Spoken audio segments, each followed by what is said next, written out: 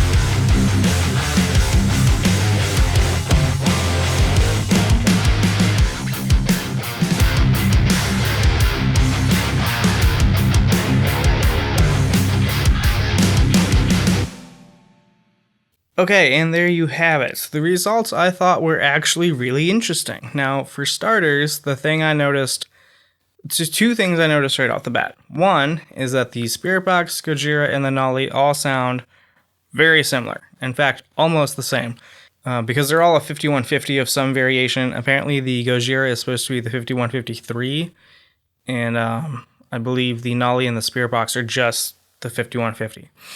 Now, the Petrucci sounded a little different, but the real standout is the SLO. The Soldano is really almost like low-end heavy, like low mids, and that one really stood out to me as the most drastically different. And then the Super Duper also was quite different. And I think there are 2 reasons for some of these things. One, all the NeuralDSP plugins sound kind of similar, which makes sense because they're all from the same company, and a lot of them are going to be similar amps. Like I said, the Gojira and the Nolly are 5150s. The Petrucci is supposed to be some Mesa. The Fortin Cali, I don't know what it's based off of. The Omega is kind of like another take on the 5150 style, and then the SLO is kind of like the original high gain amp that inspire those others. And then the amp Super Duper is its whole own thing, and it is from a different company, so they probably have a different way of making amp sims. But anyway, those are kind of my initial thoughts. Like I said, the SLO is the one that stood out to me the most as like drastically different sounding. And then the Super Duper, the Petrucci a little bit, and the Cali a little bit. Those two are pretty close. I think they both kind of have a drier sound to them, especially on like palm mutes. You can tell there's just not as much gain to it. So I think for those ones, if you wanted to really kind of match these tones, you'd have to crank the gain up quite a bit. And then the Omega is the one that kind of stood out to me as well, but in the sense that even just as is, that's like almost a mix ready tone. Like that's pretty good. I don't think you'd have to do too much with that to really dial it in. But that being said, what I want to do now, I have gone through and inserted Pro Q3 instances on all these tracks, and I did my best to dial them in so they sound similar. Because I think the thing that people get caught up with in these amp sims, myself included, as you can tell owning so many of them, is whether or not you really need so many. When you start isolating some of the variables, like just the cab or just the amp, and then the cab is the same, there are differences, absolutely. I think that was pretty apparent. But how big are those differences really? Now, like I said, I've gone through and EQ'd everything, and so I'm going to play this one more time with all the EQs on, and then I'll run through them real quick, and we'll kind of see how much of those differences disappear with a little EQ magic. So let's go ahead and run this one more time with all the Pro Qs on.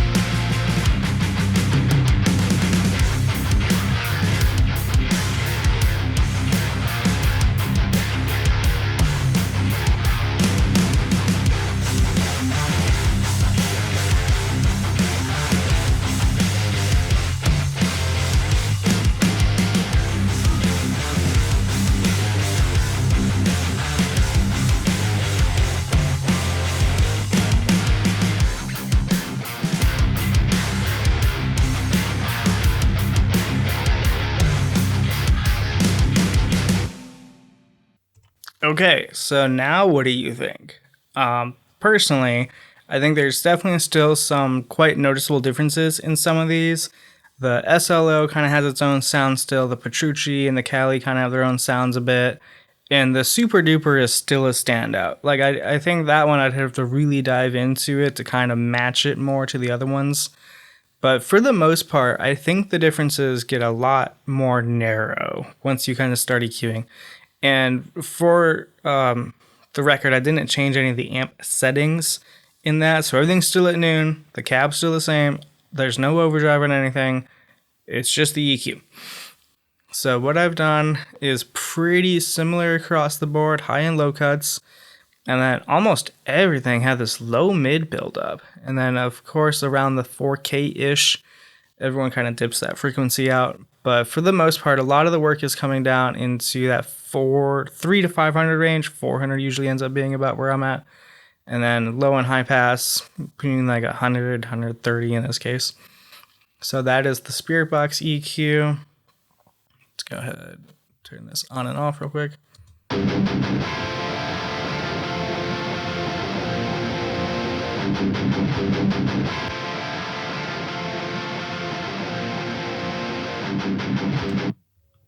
So that's the Spirit Box with EQ before and after, and we'll just go ahead and run through the rest of these real quick.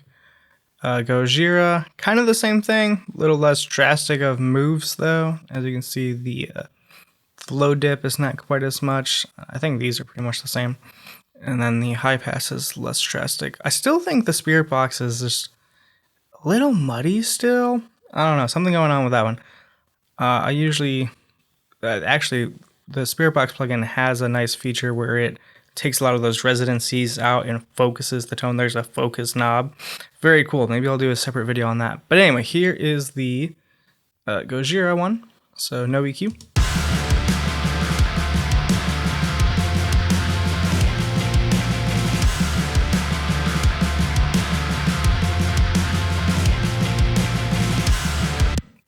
And then Nolly.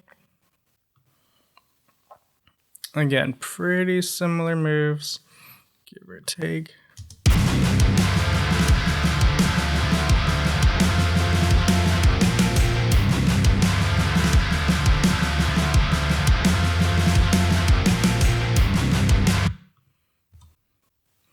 Now the Petrucci is an interesting one because it kind of has a more dry sound to it. And this one I did a little different EQ curve here. It was, I don't know, this might not be the right exact spot, but it just needed a little something to it. Probably just more gain, but here's the EQ curve I came up with. So same thing before, or without and with.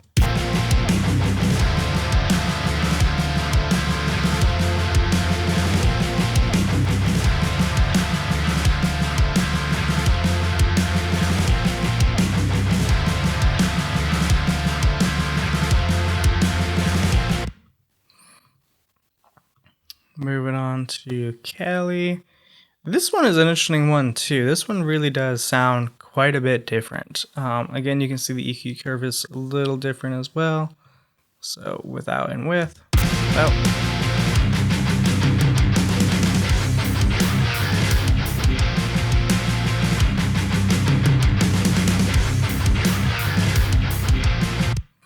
I think those ones sound pretty comparable. And then the Omega, which is not one I've really used a ton, but after this might be kind of my new favorite. So as you can see here, this one is pretty simple. It's really just that low end buildup. So let's do this.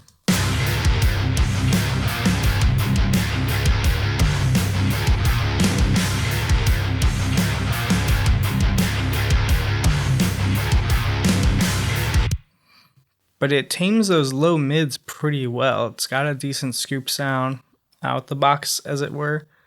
And then the SLO, my goodness. Let's check this out. Really cutting out this low end. And then just a little bit of boost on the high end. But even that, it still didn't quite sound the same. So it goes to show, I think they all have similarities, but they are still different for the most part.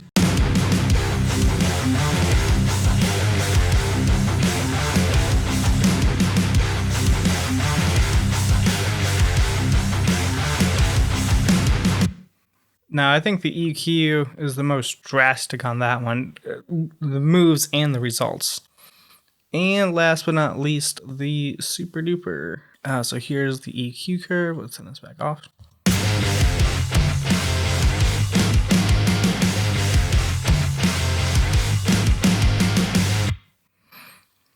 Yeah, that one's just, I almost call it fizzy in a sense. It just kind of has this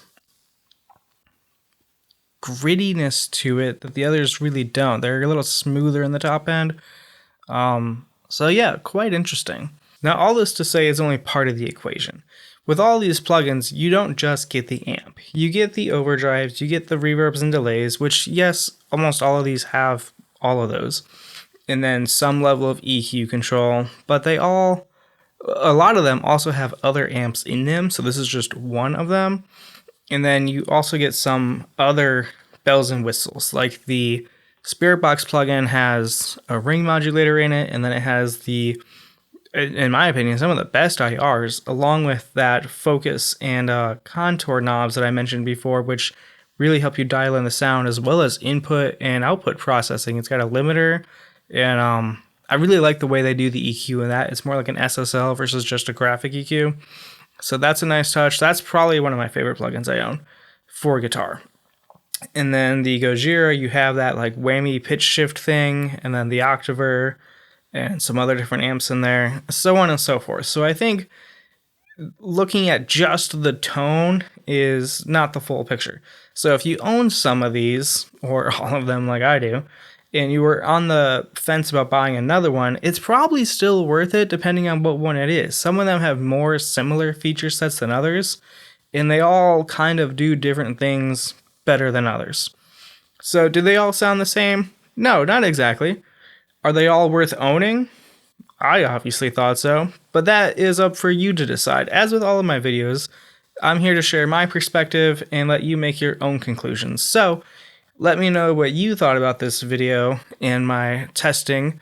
And if you have multiple of these as well, do you think they sound similar, or are they different enough to kind of justify owning more of them? Like, personally, I'm probably going to pick up the Nameless plugin while it's on sale, which by the time this video comes out, it probably won't be anymore. But I think that's another one where it's just different enough, and especially on sale, that it's probably worth picking up. So I might jump on that. But, you know, these amp sims can be addicting. It's kind of like Pokemon. You got to catch them all, apparently. But anyway, that's going to do it for this one. I'm going to stop rambling now. I'd love to hear your thoughts in the comments below. And until next time, thanks for watching.